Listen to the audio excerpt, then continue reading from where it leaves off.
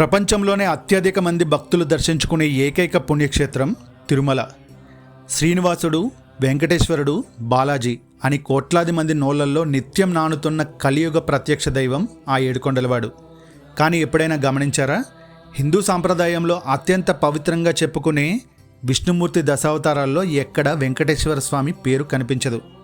మత్స్య, కూర్మ, వరాహ, నరసింహ, వామన, పరశురామ, రామ, కృష్ణ, బుద్ధ, కల్కి ఈ 10 అవతారాల్లో స్వామివారు ఎందుకు లేరు?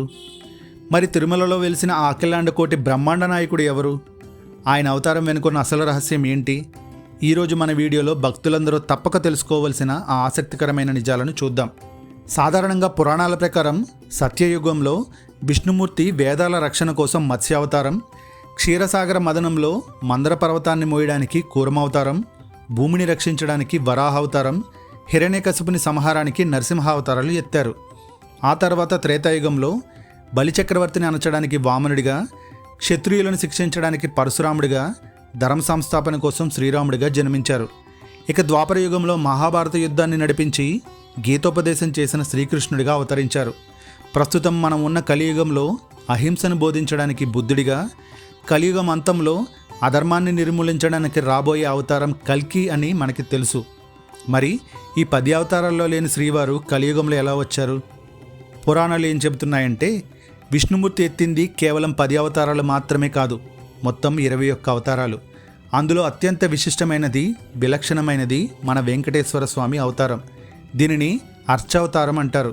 అర్చావతారం అంటే మిగిలిన అవతారాల్లో స్వామి భూమిపై మానవుడిగానో మరొక రూపంలోనో జన్మించి తన కర్తవ్యం ముగిశాక అవతారాన్ని చాలించి స్వధామానికి చేరుకున్నారు.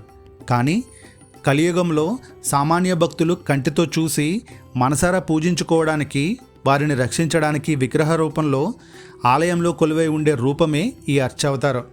పురాణ గాథల ప్రకారం లక్ష్మీదేవి భూలోకానికి తరలి వచ్చిన తర్వాత ఆమెను వెతుక్కుంటూ స్వామివారు భూమిపైకి వచ్చారు.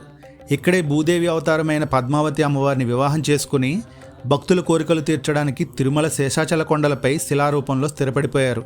అందుకే ఆ ఏడుకొండలవాడిని పూజిస్తే సాక్షాత్తు ఆ శ్రీ మహావిష్ణువుని నేరుగా ఆరాధించినట్లేనని భక్తుల నమ్మకం. చూశారు కదా, మరి ఆసక్తికరమైన నిజం మీలో ఎంతమందికి తెలుసో కింద కామెంట్ చేయండి. ఇలాంటి మరిన్ని ఆధ్యాత్మిక విశేషాల కోసం మన ఛానల్ని ఇప్పుడే సబ్స్క్రైబ్ చేసుకోండి. ఓం నమో వెంకటేశాయ.